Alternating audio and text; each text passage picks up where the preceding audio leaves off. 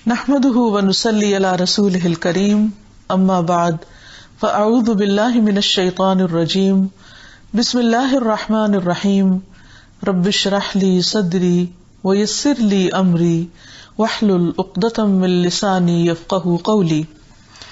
ناظرین، پروگرام اللہ کے خوبصورت نام کے ساتھ آپ کی خدمت میں حاضر ہے۔ آج ہم انشاءاللہ اللہ سبحانہ تعالیٰ کے نام الحفیظ پر بات کریں گے۔ الحفیظ جو حفاظت کرنے والا ہے، خوب حفاظت کرنے والا۔ اسی سے ملتا جلتا ایک اور نام بھی ہے الحافظ، اس کا معنی بھی ہے حفاظت کرنے والا، نگہبان۔ ہر انسان اپنی زندگی میں یہ چاہتا ہے فطرتاً کہ اس کی جان، مال، عزت، آبرو اور جو بھی چیزیں اس سے متعلق ہیں ان کی حفاظت ہو تاکہ وہ پرامن زندگی بسر کر سکے، اور اسی لیے انسان اپنے طور پر بھرپور کوشش بھی کرتا رہتا ہے اور ہر طرح کے خطرات سے خود کو محفوظ بھی رکھنے کی کوشش کرتا ہے۔ لیکن ہمیشہ یہ یاد رکھنا چاہیے کہ اصل حفاظت اللہ سبحانہ تعالیٰ کی ہے، وہ ہم سب کی حفاظت کرتا ہے، اور نہ صرف یہ کہ ہماری بلکہ اس پلانٹ پہ پائی جانے والی باقی تمام مخلوق کی بھی، نہ صرف یہ کہ اس زمین پر پائی جانے والی مخلوق کی بلکہ آسمانوں کی، اور جو آسمانوں میں ہے اور جو آسمان و زمین کے درمیان ہے، ہر ایک کی حفاظت اللہ ہی کے ذمے ہے۔ قرآن مجید میں اللہ سبحانہ وتعالی آسمان و زمین اور باقی مخلوقات کی حفاظت کے بارے میں فرماتے ہیں وَلِلَّهِ مَا فِي السَّمَاوَاتِ وَمَا فِي الْأَرْضِ وَكَانَ اللَّهُ بِكُلِّ شَيْءٍ مُحِيطًا، اور اللہ ہی کا ہے جو کچھ آسمانوں میں ہے اور جو کچھ زمین میں ہے، اور اللہ ہمیشہ سے ہر چیز کا احاطہ کرنے والا ہے، یعنی ہر چیز کے اوپر پوری نظر رکھتا ہے، ہر چیز کا اس کو خوب علم ہے، ہر چیز اس کے کنٹرول میں ہے، ہر چیز کی حفاظت وہ خود کر رہا ہے۔ جیسے کہ سورۃ سبا میں فرمایا وَرَبُّكَ عَلَى كُلِّ شَيْءٍ حَفِيظٌ، اور تیرا رب ہر چیز پر حفیظ، نگہبان، حفاظت کرنے والا ہے، پوری طرح ان کی حفاظت کرتا ہے۔ آسمان و زمین کی حفاظت میں ہم دیکھتے ہیں کہ آیت الکرسی میں اللہ تعالیٰ فرماتے ہیں وَسِعَ كُرْسِيُّهُ السَّمَاوَاتِ وَالْأَرْضِ وَلَا يَئُودُهُ حِفْظُهُمَا وَهُوَ الْعَلِيُّ الْعَظِيمُ، اس کی کرسی آسمان و زمین کو سمائے ہوئے ہے اور اسے ان دونوں کی حفاظت تھکاتی نہیں، اور وہی سب سے بلند، سب سے بڑا ہے۔ تو یہ بھی بہت دلچسپ بات ہے، بہت حیرت کی بات ہے کہ اللہ سبحانہ وتعالیٰ نہ صرف یہ کہ زمین و آسمان کا پیدا کرنے والا، ان کا مالک، بلکہ اس کے ساتھ ساتھ ان کی حفاظت بھی کر رہا ہے، اور ان کی حفاظت اللہ تعالیٰ کو تھکاتی نہیں۔ دنیا میں آپ نے دیکھا ہوگا کہ اگر انسان کو کبھی کسی چیز کی حفاظت کا ذمہ دیا جائے تو وہ چیز اس پر ایک بوجھ بن جاتی، اس کے لیے مشکل پیدا کر دیتی۔ انسان عام طور پر اس ذمہ داری سے گھبراتا ہے، پریشان ہوتا ہے، لیکن اللہ سبحانہ وتعالی اپنی مخلوق کی حفاظت کرتے ہوئے قطعاً تھکتا نہیں ہے۔ اس لیے ہمیں اپنے تمام امور کو اللہ سبحانہ وتعالی ہی کی حفاظت میں دے دینا چاہیے۔ ہر وہ چیز جس سے ہم خوف محسوس کریں، ہر وہ چیز جس سے ہمیں کوئی خطرہ ہو، کیونکہ انسان کو طرح طرح کے خطرات تو لاحق رہتے ہی ہیں، کچھ حقیقی خطرات بھی ہوتے ہیں، لیکن کچھ خطرات انسان کی ذہن کی اختراع ہوتے ہیں۔ انسان کا دشمن شیطان انسان کو ہر دم خوف میں مبتلا کرتا رہتا ہے، اور بعض لوگوں کے لیے یہ خوف ایک بیماری کی شکل اختیار کر لیتا ہے۔ کچھ لوگوں کو خوف ہوتا ہے کہ کہیں چھت ہم پر نہ گر پڑے، وہ کسی بڑی بلڈنگ میں جاتے ہوئے گھبراتے ہیں، کچھ لوگ بلندی پر جاتے ہوئے گھبراتے ہیں، کچھ لوگ کچھ خاص قسم کا کھانا کھانے سے گھبراتے ہیں، مختلف طرح کے فوبیاز ہوتے ہیں۔ لیکن اگر انسان کا اس بات پر یقین ہو کہ دنیا میں ہزاروں لوگ بڑی بڑی بلڈنگز میں رہ رہے ہیں، بلندیوں پر بھی جاتے ہیں، جہاز میں بھی بیٹھتے ہیں، مختلف طرح کے کھانے کھاتے ہیں، لیکن وہ سب زندہ ہیں، تو مجھے بھی اللہ سبحانہ وتعالیٰ اپنی حفاظت میں رکھے گا، اور اس طرح کی مختلف تدابیر سے اور اللہ سبحانہ وتعالیٰ کی اس صفت پر ایمان لانے سے انسان کے اندر کے خوف بھی دور ہوتے ہیں۔ پھر ہم دیکھتے ہیں کہ اللہ سبحانہ وتعالیٰ نے زمین کے اندر جو اور چیزیں رکھی ہیں، جیسے پہاڑ رکھے ہیں، تو ان کا بھی غرض یہ بتائی کہ کہیں زمین تمہیں لے کے ڈھلک نہ جائے، زمین ہل نہ جائے. گویا انسان کے لیے پرسکون طریقے سے زمین پر چلنے پھرنے کا اس نے خود انتظام کر دیا ہے. پھر اسی طرح آسمان کو اس نے سقفا محفوظہ کہا ہے کہ ایک محفوظ چھت ہے. یعنی انسان آسمان کی بلندی کو دیکھ کر اگر ہیبت میں آتا ہے اور اس بات کے تصور سے بھی کانپ اٹھتا ہے کہ یہ آسمان انسان پر گرے، لیکن اللہ تعالیٰ نے اس کو تھاما ہوا ہے اور اسے گرنے سے بچایا ہوا ہے. اور اسی طرح آسمان سے جو جدید تحقیقات کے مطابق مختلف ایسی چیزیں اترتی ہیں کہ جو انسانوں کے لیے ہلاکت کا باعث ہو سکتی ہیں، لیکن اللہ تعالیٰ ان سے بھی انسان کو محفوظ رکھتا ہے. کتنے بے شمار ستارے ٹوٹ کر گرتے ہیں، میٹرائٹس گرتے ہیں، لیکن اللہ تعالیٰ زمین پر زندگی کو قائم رکھے ہوئے ہے. تو یہ سب کچھ دراصل کون کر رہا ہے؟ اللہ سبحانہ وتعالیٰ ہی کرنے والا ہے. پھر اسی طرح یہ تو عام حفاظت ہے جو سب کی ہو رہی ہے، لیکن ایک خاص حفاظت بھی ہوتی ہے، اور وہ خاص حفاظت اللہ تعالیٰ اپنے مومن بندوں کی کرتا ہے اور انہیں ایمان سے کفر کی طرف جانے سے بچاتا ہے. اسی طرح ان کی حفاظت کرتا ہے اور وہ غلط کاموں میں پڑنے سے بچ جاتے ہیں. مثال کے طور پر حضرت یوسف علیہ السلام کی کس طرح اللہ تعالیٰ نے حفاظت کی کہ جب ایک عورت نے ان کو ایک برائی کی دعوت دی اور اس وقت اللہ سبحانہ وتعالیٰ کے سوا کوئی بھی نہیں تھا جو اس چیز کو دیکھ رہا ہو، لیکن کس طرح اللہ تعالیٰ نے یوسف علیہ السلام کے دل میں اس برائی کی قباحت ڈالی اور انہیں اس طرف مائل ہونے سے بچا لیا. اور قرآن پاک میں اللہ تعالیٰ صاف فرماتے ہیں لولا ارآ برہان ربی، اگر وہ اپنے رب کی برہان نہ دیکھتے تو مشکل میں پڑ جاتے. تو گویا اللہ سبحانہ وتعالیٰ مختلف طریقوں سے کچھ ہمیں نظر آتے ہیں اور کچھ نظر نہیں بھی آتے. کچھ چیزیں ہماری حفاظت کرتی ہوئی ہمیں دکھائی دیتی ہیں، لیکن کچھ ایسی ہیں کہ جن کی ہمارے سامنے بھی نہیں ہے. غیر مرئی یعنی ان سین طریقوں سے اللہ سبحانہ وتعالیٰ حفاظت کرتے ہیں. پھر اسی طرح انسان کے اندر برائی سے بچنے کی طاقت، یعنی کسی بھی انسان کے اندر برائی سے بچنے کی طاقت نہیں ہے، کیونکہ انسان بہت کمزور پیدا کیا گیا ہے. وَخُلِقَ الْإِنسَانُ ضَعِيفًا، انسان بہت کمزور پیدا کیا گیا ہے. تو ایسے میں انسان مختلف طرح کی برائیوں سے جو بچتا ہے، انسان کے نفس کے بھی دھوکے ہوتے ہیں، انسان بعض اوقات اپنے نفس کے ہاتھوں ہارنے لگتا ہے، لیکن اللہ تعالیٰ اپنے خاص بندوں کی جو واقعی سچے دل سے پورے اخلاص سے یہ چاہتے ہیں کہ اللہ کے وفادار اور تابعدار بندے بنے رہیں، اللہ تعالیٰ ان کی حفاظت فرماتا ہے اور انہیں اندھیروں سے نکال کر روشنی کی طرف لاتا ہے. قرآن مجید میں اللہ تعالیٰ فرماتے ہیں اللہ ولی الذین آمنوا یخرجہم من الظلمات الی النور، اللہ دوست ہے ان لوگوں کا جو ایمان لائے، وہ انہیں اندھیروں سے نکال کر روشنی کی طرف لے آتا ہے. پھر اسی طرح شیطان کی چالوں سے بھی ان کی حفاظت فرماتا ہے، کیونکہ شیطان مختلف طرح کے دھوکے کے ساتھ اور مختلف طرح کی چالیں چل کر انسان کو راہ راست سے ہٹانا چاہتا ہے. کبھی اس کے ذہن میں وسوسے ڈالتا ہے، کبھی کسی برائی کو اس کے لیے بہت آسان کر دیتا ہے، اس کو خوشنما بنا دیتا ہے. لیکن اللہ سبحانہ وتعالیٰ اپنے خاص بندوں کے لیے ان چالوں کو ناکام کر دیتے ہیں. انہ لیس لہ سلطان علی الذین آمنوا وعلی ربہم یتوکلون، شیطان کا ان لوگوں پر کوئی بس نہیں چلتا، کوئی زور نہیں چلتا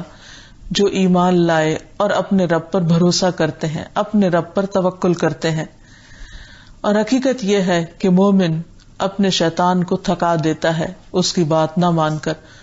اس نے یہ قسم کھا کر کہا تھا کہ میں انسان کے سامنے سے آؤں گا، اس کے پیچھے سے آؤں گا، دائیں سے آؤں گا، بائیں سے آؤں گا، اور میں کثیر تعداد کو اپنے ساتھ ملا لوں گا. لیکن اللہ سبحانہ وتعالیٰ نے صاف طور پر اسے بتا دیا کہ ان عبادی لیس لک علیہم سلطان، میرے بندوں پر تیرا کوئی زور نہیں چلے گا اور وہ تیرے فندے میں نہیں آئیں گے. اور حدیث میں بھی آتا ہے، رسول اللہ صلی اللہ علیہ وسلم نے فرمایا بے شک مومن اپنے شیطانوں کو اس طرح تھکا دیتا ہے جس طرح تم میں سے ایک آدمی سفر میں اپنے اونٹ کو تھکا دیتا ہے. یعنی شیطان جب دائیں طرف سے آتا ہے تو ناکام ہوتا ہے، پھر وہ بائیں طرف سے آتا ہے تو اسے دھتکار دیتا ہے، سامنے سے آتا ہے، پیچھے سے آتا ہے، وہ جس طرف سے بھی آتا ہے، وہ جیسی بھی کوششیں کرتا ہے، لیکن انسان اس کی باتوں میں نہیں آتا اور وہ اس کو ہرا دیتا ہے، اس کو تھکا دیتا ہے. پھر اسی طرح اللہ سبحانہ و تعالیٰ کا ذکر انسان کے لیے پروٹیکشن کا باعث ہوتا ہے. آیت الکرسی تو ہے ہی حفاظت کے لیے، لیکن اس کے علاوہ بھی کچھ دعائیں ایسی ہیں کہ جن کو پڑھنے سے انسان شیطان کے شر سے خاص طور پر محفوظ رہتا ہے. رسول اللہ صلی اللہ علیہ وسلم نے فرمایا، جو شخص دن بھر میں 100 مرتبہ یہ دعا پڑھے گا، لا الہ الا اللہ وحدہ لا شریک لہ لہ الملک ولہ الحمد وہو علی کل شیء قدیر، تو اسے 10 غلام آزاد کرنے کے برابر ثواب ملے گا، 100 نیکیاں اس کے نامہ اعمال میں لکھی جائیں گی اور 100 برائیاں اس سے مٹا دی جائیں گی. اس روز دن بھر یہ دعا شیطان سے اس کی حفاظت کرتی رہے گی یہاں تک کہ شام ہو جائے، اور کوئی شخص اس سے بہتر عمل نہ لے کر آئے گا مگر جو اس سے بھی زیادہ یہ کلمہ پڑھ لے. یعنی خاص طور پر یہ کلمہ لا الہ الا اللہ وحدہ لا شریک لہ لہ الملک ولہ الحمد وہو علی کل شیء قدیر انسان کے لیے حفاظت کا ذریعہ بنتا ہے. ویسے بھی اللہ سبحانہ تعالی ذکر کرنے والوں کی حفاظت فرماتے ہیں. رسول اللہ صلی اللہ علیہ وسلم نے فرمایا، جو شخص لا الہ الا اللہ وحدہ لا شریک لہ لہ الملک ولہ الحمد یحیی و یمیت وہو علی کل شیء قدیر مغرب کے بعد 10 مرتبہ پڑھے گا، اللہ تعالیٰ اس کی حفاظت کے لیے اسلحہ بردار فرشتے مقرر کر دیں گے جو اس کی صبح تک شیطان سے حفاظت کریں گے. یعنی خاص طور پر ایسے لوگ کہ جو رات کو برے خواب دیکھتے ہوں یا خواب میں ڈر جاتے ہوں یا کسی بھی قسم کا خوف ان کو لاحق ہوتا ہو، پریشانی ہوتی ہو، تو ان کو بھی اللہ سبحانہ تعالیٰ کے اس کلمے سے، اس ذکر سے اللہ تعالیٰ کی حفاظت میں اپنے آپ کو دینا چاہیے. پھر اسی طرح انسان جب صحت مند ہوتا ہے، طاقتور ہوتا ہے، تو انسان یہ سمجھتا ہے کہ میں اپنی حفاظت خود کر سکتا ہوں، میں اپنے دشمن سے لڑ سکتا ہوں، میں ریزسٹ کر سکتا ہوں ہر ایول کے مقابلے میں. لیکن خصوصاً جب انسان بیمار ہوتا ہے، کمزور پڑتا ہے یا بڑھاپا آتا ہے، تو اس کے خوف اور اندیشے بڑھنے لگتے ہیں کہ اب میری حفاظت کون کرے گا. لیکن اللہ سبحانہ تعالیٰ اپنے بیمار بندوں کی بھی حفاظت فرماتا ہے. ابن عمر رضی اللہ عنہ سے مروی ہے کہ رسول اللہ صلی اللہ علیہ وسلم نے ارشاد فرمایا، لوگوں میں سے جس آدمی کو بھی جسمانی طور پر کوئی تکلیف پہنچتی ہے تو اللہ تعالیٰ اس کے محافظ فرشتوں کو حکم دیتا ہے کہ میرا بندہ خیر کے جتنے بھی کام کرتا ہے وہ ہر دن رات لکھتے رہو تا وقت کہ وہ میری حفاظت میں رہے. یعنی اللہ سبحانہ تعالیٰ اس کو اپنی حفاظت میں رکھتے ہیں اور اسی طرح اس کے اعمال کی بھی حفاظت کرتے ہیں. یعنی خصوصاً وہ لوگ جو اللہ سبحانہ تعالیٰ کی عبادت پابندی کے ساتھ کرتے ہیں، جو وظائف، جو اذکار، جو نمازیں، جو چیزیں وہ عام صحت کی حالت میں اپنی ریگولیرٹی کے ساتھ کرتے چلے جاتے ہیں، تو ایسے لوگ اللہ کی خصوصی حفاظت میں ہوتے ہیں اور ان کے بیماری کی وجہ سے اگر اعمال چھٹ بھی جائیں تو بھی ان کا اجر لکھا جاتا رہتا ہے. پھر اسی طرح اللہ سبحانہ وتعالیٰ اپنے بندوں کی تکلیف اور آزمائش کے وقت بھی حفاظت فرماتا ہے، کیونکہ وہ الحفیظ ہے، سب سے بڑھ کے حفاظت کرنے والا ہے، نگہبانی کرنے والا ہے، اور وہ جس کی چاہتا ہے غیر محسوس طریقوں سے حفاظت کرتا ہے. جیسے موسیٰ علیہ السلام کی والدہ نے جب ان کو ایک ٹوکرے میں ڈال کے دریا کی لہروں کے سپرد کر دیا تھا تو اس وقت حفاظت کرنے والا ان کی کون تھا؟ اللہ ہی تھا. پھر اسی طرح یہ دعا بھی سکھائی گئی کہ جس سے انسان ہر طرح کی آفات اور فتنوں سے بچ کر اپنے آپ کو اللہ کی پناہ میں دے دے. ابن عمر رضی اللہ عنہ کی حدیث میں ہے کہ بے شک رسول اللہ صلی اللہ علیہ وسلم کہا کرتے تھے، اللہم احفظنی من بین یدی ومن خلفی وعن یمینی وعن شمالی ومن فوقی وَأَعُوذُ بِعَظَمَتِكَ أَنْ أُغْتَالَ مِنْ تَحْتِي. اے اللہ، آگے اور میرے پیچھے سے اور میرے دائیں اور میرے بائیں سے اور میرے اوپر کی جانب سے میری حفاظت فرما، اور میں آپ کی عظمت سے آپ کی پناہ میں آتا ہوں کہ مجھے نیچے سے اچک لیا جائے، یعنی زمین میں دھنسنے سے میں سنک ہونے سے بچ جاؤں. اسی طرح رسول اللہ صلی اللہ علیہ وسلم نے ایک اور دعا سکھائی جس کے بارے میں عثمان بن عفان رضی اللہ عنہ کہتے ہیں کہ میں نے رسول اللہ صلی اللہ علیہ وسلم سے سنا، آپ فرماتے تھے، جس نے شام کو 3 بار یہ دعا پڑھ لی اسے صبح تک اچانک مصیبت نہیں آئے گی. اور وہ دعا ہے بسم اللہ الذی لا یضر مع اسمہ شیء فی الارض ولا فی السماء وہو السمیع العلیم. اللہ کے نام سے، وہ ذات کہ اس کے نام سے کوئی چیز زمین میں ہو یا آسمان میں نقصان نہیں دے سکتی، اور وہ خوب سنتا ہے اور خوب جانتا ہے. اور جس نے صبح کے وقت یہ دعا پڑھ لی، شام تک اسے کوئی اچانک مصیبت پیش نہ آئے گی، اور جو شام کو پڑھے اسے صبح تک کوئی تکلیف نہ آئے گی. اب اس سلسلے میں کہا جاتا ہے کہ حدیث کے روایت کرنے والے ابان بن عثمان کو فالج ہو گیا. تو جو ان سے حدیث سن رہے تھے انہوں نے بڑا تعجب ظاہر کیا کہ آپ تو یہ حدیث بتا رہے ہیں لیکن آپ کو خود فالج ہے، تو آپ پر یہ مشکل کہاں سے آئی؟ تو اس پر انہوں نے کہا کیا تم مجھے دیکھتے ہو، یعنی اس سوالیہ انداز میں دیکھ رہے ہو؟ اللہ کی قسم میں نے عثمان رضی اللہ عنہ پر جھوٹ نہیں بولا، یعنی جو بات میں کہہ رہا ہوں بالکل درست کہہ رہا ہوں، اور نہ عثمان رضی اللہ عنہ نے رسول اللہ صلی اللہ علیہ وسلم پر جھوٹ بولا. لیکن جس دن مجھے یہ فالج ہوا تھا اس دن میں غصے میں تھا اور میں یہ کلمات پڑھنا بھول گیا تھا. تو اسے بھی پتہ چلتا ہے کہ جب کوئی چیز واقعی تقدیر میں لکھی بھی ہو تو انسان کی تقدیر غالب آ جاتی ہے اور وہ پروٹیکشن خود بخود آگے سے ہٹ جاتی ہے، وہ شیلڈ ہٹ جاتی ہے، اور اس میں بھی اللہ سبحانہ و تعالیٰ کی کوئی حکمت اور مصلحت ہوتی ہے. ورنہ انسان کے اطمینان کے لیے یہ بات کافی ہے کہ وہ اللہ کے ذکر کے ساتھ پروٹیکٹڈ ہے اور پوری طرح انشورڈ ہے. کیونکہ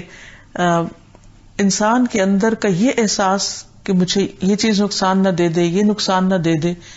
یہ اس کے اندر ایک انگزائٹی پیدا کرتا ہے، ایک بے چینی پیدا کرتا ہے. تو ذکر اذکار کی توفیق مل جانا ایسا ہی ہے کہ جیسے انسان کسی قلعے میں آ جائے اور اللہ سبحانہ و تعالیٰ کی حفاظت میں آ جائے اور پھر اس کو یہ احساس ہو کہ اب مجھے کوئی کچھ نہیں کر سکتا. یہ احساس بہت بڑی نعمت ہے اور بہت بڑا اللہ سبحانہ و تعالیٰ کا احسان ہے ہم سب پر کہ اس نے ہمیں اپنی حفاظت کے لیے وہ راہیں دکھا دی، اپنی پہچان دے دی، اپنے اسلام کی پہچان دے دی، وہ اذکار سکھا دیے کہ جن کے ذریعے ہم ان مشکلات سے بچ سکیں.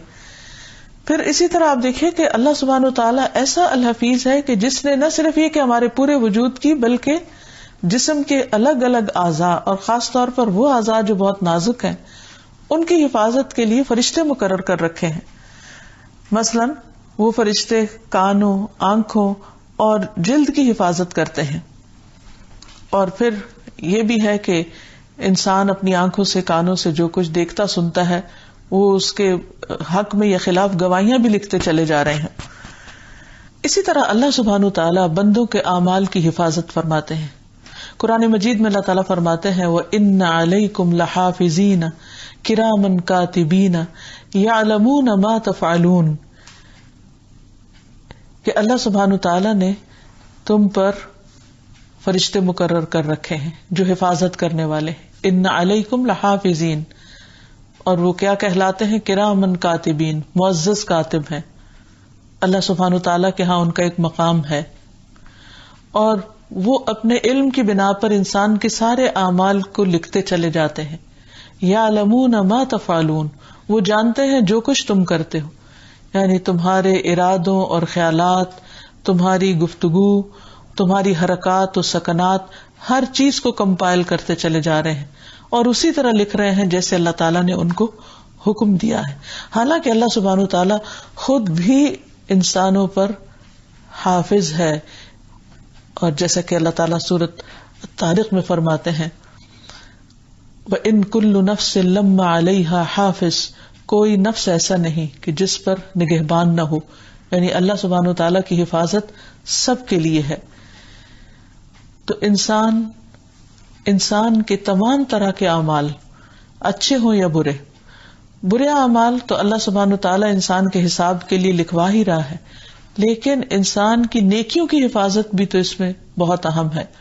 یعنی یہ پہلو بھی بہت اہم ہے کہ انسان کی نیکیوں کی بھی حفاظت ہو رہی ہے، کہ جو اچھے کام وہ کرتا ہے ان سب کو ریکارڈ کیا جا رہا ہے، محفوظ کیا جا رہا ہے. ورنہ ہم بطور انسان اپنے ہی کیے ہوئے کاموں کو بھلا دیتے ہیں، ہمیں اپنا ماضی یاد نہیں کہ ہم کیا کچھ کر چکے ہیں. اگر کسی بھی انسان کے اچھے اعمال زیادہ ہیں اور اگر ان کو کسی نے لکھا ہی نہیں, کہیں محفوظ ہی نہیں, تو اس انسان کے ساتھ تو پھر بہت زیادتی ہو گئی. تو یہ اللہ تعالیٰ کا بہت بڑا کرم اور احسان ہے کہ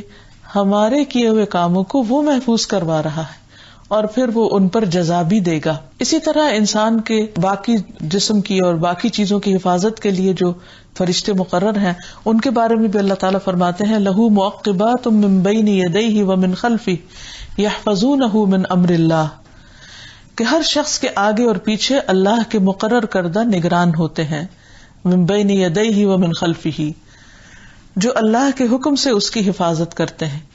یعنی مختلف طرح کے شر میں پڑنے سے اور مختلف طرح کی نقصان دہ چیزوں سے بچانے کے لیے اللہ تعالیٰ کے مقرر کردہ فرشتے ہیں جو اس کی حفاظت کرتے رہتے ہیں. اور یہ فرشتے بچوں کے ساتھ بھی ہوتے ہیں اور بڑوں کے ساتھ بھی, جوانوں کے ساتھ بھی اور بوڑھوں کے ساتھ بھی. تو اس لیے انسان کو اللہ تعالیٰ کی اس صفت پر ایمان لاتے ہوئے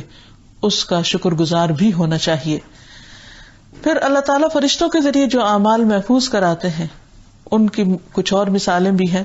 مثلاً نمازوں کے اوقات میں فرشتے کھڑے ہو جاتے ہیں مسجدوں کے باہر. رسول اللہ صلی اللہ علیہ وسلم نے فرمایا جب جمعہ کا دن آتا ہے تو مسجد کے ہر دروازے پر فرشتے کھڑے ہو جاتے ہیں اور سب سے پہلے آنے والے اور پھر اس کے بعد آنے والوں کو نمبر وار لکھتے چلے جاتے ہیں. پھر جب امام خطبے کے لیے ممبر پر بیٹھ جاتا ہے تو یہ فرشتے اپنے رجسٹرز بند کر دیتے ہیں.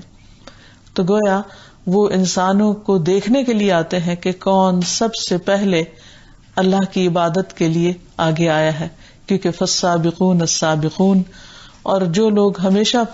پہلے آتے ہیں یا جلد آنے والے ہیں اور ہمیشہ ان کے حق میں یہ گواہی لکھی جائے کہ یہ سب سے پہلے آئے یا نمبر 2 پہ آئے یا نمبر 3 پہ, تو اس سب کے لکھوانے کا بھی ایک مقصد ہے اور اس کا نتیجہ قیامت کے دن سامنے آنے والا ہے. پھر اسی طرح جب انسان گناہ کرتا ہے تو اللہ سبحانہ وتعالیٰ کی یہ رحمت ہے کہ وہ گناہ فوراً نہیں لکھا جاتا, بلکہ فرشتہ انتظار کرتا ہے کہ شاید یہ شخص توبہ کر لے. رسول اللہ صلی اللہ علیہ وسلم نے فرمایا بائیں طرف والا فرشتہ 6 گھڑیاں مسلمان گناہگار بندے سے اپنا قلم اٹھائے رکھتا ہے, پھر اگر وہ شرمندہ ہو اور اللہ سے اس گناہ کی توبہ کرے تو وہ قلم رکھ دیتا ہے, یعنی لکھتا نہیں, ورنہ ایک گناہ لکھتا ہے. پھر اسی طرح اچھی بات کہتے وقت بھی رفاع رضی اللہ عنہ سے مروی ہے کہ ایک مرتبہ ہم لوگ نبی صلی اللہ علیہ وسلم کے پیچھے نماز پڑھ رہے تھے. جب رسول اللہ صلی اللہ علیہ وسلم نے رکوع سے سر اٹھایا اور سمع اللہ لمن حمدہ کہا تو پیچھے سے ایک آدمی نے کہا ربنا لک الحمد حمدا کثیرا طیبا مبارکا فیہ. تو نماز سے فارغ ہو کر رسول اللہ صلی اللہ علیہ وسلم نے پوچھا کہ یہ کلمات ابھی کس نے کہے ہیں؟ اس آدمی نے عرض کیا کہ یا رسول اللہ صلی اللہ علیہ وسلم میں نے کہے تھے. تو رسول اللہ صلی اللہ علیہ وسلم نے فرمایا میں نے 30 سے زیادہ فرشتوں کو ایک دوسرے سے سبقت کرتے ہوئے دیکھا ہے کہ کون ان کا ثواب پہلے لکھتا ہے. تو یہ ہے فرشتوں کے ذریعے نیک بندوں کے اعمال کی حفاظت کا سلسلہ. پھر اسی طرح بیمار کا اجر. جب مسلمان آدمی بیمار ہوتا ہے تو اللہ تعالیٰ اعمال لکھنے والے فرشتوں سے کہتے ہیں کہ یہ بندہ اپنی صحت مندی میں جو بہترین اعمال کرتا تھا اس کے مطابق اس کا اجر و ثواب لکھتے جاؤ یہاں تک کہ میں اسے شفا عطا کر دوں. یعنی جب تک بندہ بیمار رہتا ہے اس کے اعمال کا اجر برابر لکھا چلا جاتا ہے جن اعمال کی وہ پابندی کر رہا ہوتا ہے. اسی طرح فرشتے بیماری میں کی گئی گفتگو کو بھی لکھتے ہیں, اس کو بھی ریکارڈ کرتے ہیں, اور ریکارڈنگ دراصل اس گفتگو کو محفوظ کرنا ہے اور اس کے مطابق پھر اجر و ثواب دینا ہے. رسول اللہ صلی اللہ علیہ وسلم نے فرمایا جب بندہ بیمار ہوتا ہے تو اللہ تعالیٰ اس کی طرف 2 فرشتے بھیجتا ہے اور فرماتا ہے کہ دیکھتے رہو وہ کیا کہتا ہے ان لوگوں سے جو اس کی بیمار پرسی کو آتے ہیں, عیادت کو آتے ہیں. اگر وہ ان کے سامنے اللہ عز و جل کی حمد و ثنا کرتا ہے تو وہ دونوں فرشتے اوپر چڑھ جاتے ہیں. اللہ تعالیٰ خوب جانتا ہے تو وہ فرماتا ہے میرے بندے کا مجھ پر حق ہے کہ اگر میں اس کو فوت کر دوں تو اس کو جنت میں داخل کروں گا, اور اگر اسے شفا دوں گا تو پہلے گوشت سے اچھا گوشت اور پہلے خون سے اچھا خون عنایت کروں گا اور اس کے گناہوں کو معاف کر دوں گا. یعنی وہ گفتگو جو تکلیف کی حالت میں بھی اللہ سبحانہ وتعالیٰ کی حمد و ثنا پر مبنی ہوتی ہے اللہ تعالیٰ دنیا میں بھی انسان کو اس کا بہترین بدلہ دیتے ہیں اور آخرت میں بھی جنت کا وعدہ فرماتے ہیں، لیکن اس پر بھی فرشتے گواہ ہوتے ہیں اور اس کو لکھتے بھی ہیں۔ پھر اسی طرح کسی کے فوت ہو جانے کے بعد میت کے گھر والوں کی گفتگو بھی ریکارڈ کی جاتی ہے کہ وہ کیا کہتے ہیں، اس کو بھی محفوظ کیا جاتا ہے تاکہ اس پر اس کے مطابق جس قسم کی گفتگو ہے اس کو بدلہ دیا جا سکے۔ ام سلمہ سے مروی ہے کہ رسول اللہ صلی اللہ علیہ وسلم ابو سلمہ کی میت پر تشریف لائے، ان کی آنکھیں کھلی رہ گئی تھی، آپ نے انہیں بند کیا اور فرمایا جب روح قبض ہو جاتی ہے تو آنکھیں اس کا تعاقب کرتی ہیں۔ اسی دوران گھر کے کچھ لوگ رونے چیخنے لگے، نبی صلی اللہ علیہ وسلم نے فرمایا اپنے متعلق خیر ہی کی دعا مانگا کرو کیونکہ فرشتے تمہاری دعا پر آمین کہتے ہیں، یعنی اس وقت فرشتے بھی تمہارے اعمال پر گواہ ہیں، اور اگر انسان کے گھر والے اچھے کلمات کہتے ہیں، یعنی مرنے والے کے بارے میں یا خود اپنے بارے میں یا پیچھے رہنے والوں کے بارے میں کہ اس کے آل اولاد میں سے جو باقی رہ جائے اس کو حوصلہ اور تسلی دیتے ہیں، اللہ تعالیٰ کے بارے میں خوش گمان کرتے ہیں، تو یہ تمام باتیں جو ہیں یہ لکھی جاتی ہیں اور ان کے مطابق اجر بھی دیا جاتا ہے، اور پھر اللہ سبحانہ وتعالیٰ بندے کے گمان کے مطابق اس کے ساتھ معاملہ کرتے ہیں۔ جو اللہ تعالیٰ کا شکر ادا کرتا ہے اور اللہ سے اچھا گمان رکھتا ہے، ناراض نہیں ہوتا، شکوہ نہیں کرتا،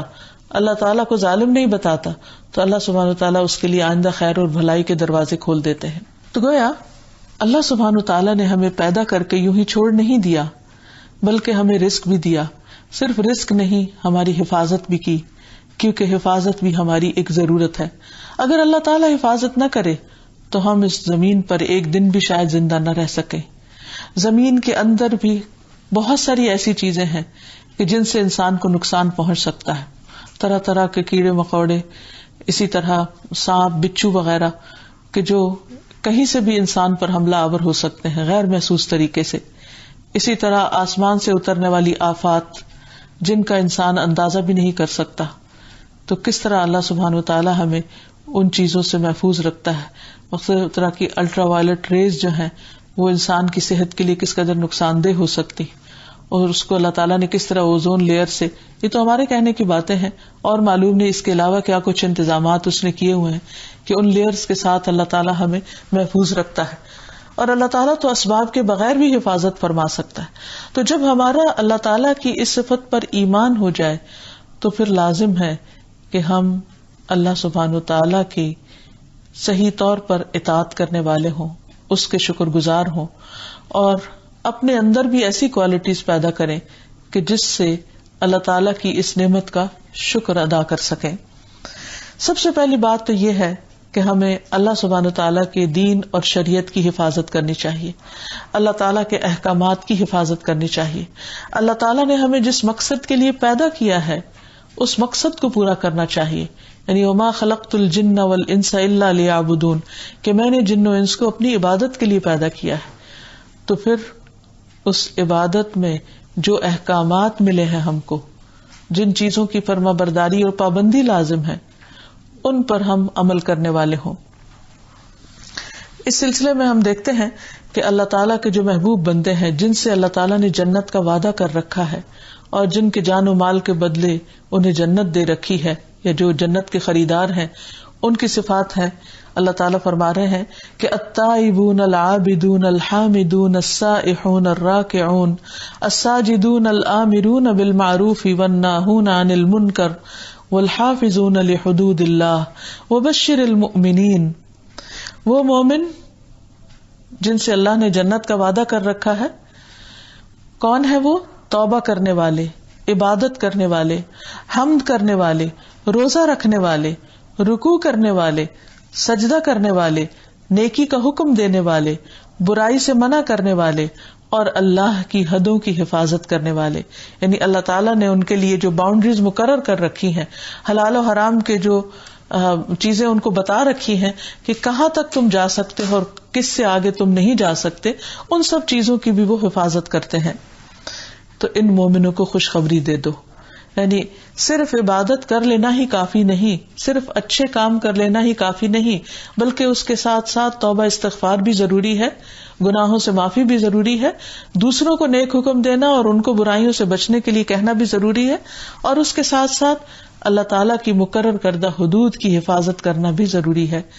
اسی سلسلے میں ہم دیکھتے ہیں کہ حضرت عبداللہ بن عباس ایک دفعہ نبی صلی اللہ علیہ وسلم کے پیچھے سواری پر سوار تھے، تو آپ صلی اللہ علیہ وسلم نے ان سے کہا کہ اے بیٹے، میں تجھے چند کلمات سکھا رہا ہوں، اللہ کے احکام کی حفاظت کرو، اللہ تمہاری حفاظت کرے گا۔ یعنی وہ باتیں کیا تھی؟ احفظ اللہ یحفظ کا، تم اللہ کے احکامات، اللہ تعالیٰ نے جو تمہیں جن حدود کے بارے میں بتایا ہے، جو تم سے تقاضا کیا ہے، ان کی پابندی کرو، ان کی حفاظت کرو، تو تم اپنے آپ کو اللہ کی حفاظت میں پاؤ گے۔ اور پھر یہ بھی فرمایا کہ احفظ اللہ تجدہ تجاہک، کہ اللہ کی حدود کی حفاظت کرو، اللہ کے دین کی حفاظت کرو، احکامات کی حفاظت کرو، تو تم اسے اپنے سامنے پاؤ گے۔ یعنی وہ ایسے مواقع پر جب تم سخت ضرورت محسوس کرو گے کہ تمہاری مدد کرنے والا کوئی ہو، تمہیں پناہ دینے والا کوئی ہو، تو تم اسے اپنے قریب پاؤ گے، اپنے سامنے پاؤ گے، اس کی مدد تمہیں حاصل ہوگی۔ اس لیے بہت ضروری ہے کہ اگر ہم چاہتے ہیں کہ ہمیں اللہ سبحانہ و تعالیٰ کی خاص مدد نصیب ہو، الحفیظ ہماری حفاظت فرمائے ہر مشکل وقت میں، تو پھر ہمیں بھی اپنے آپ کو اس قابل بنانا چاہیے کہ ہم اس کی توجہ حاصل کر سکیں، اور اس کے لیے اس کی حدود کی حفاظت ضروری ہے۔ پھر اسی طرح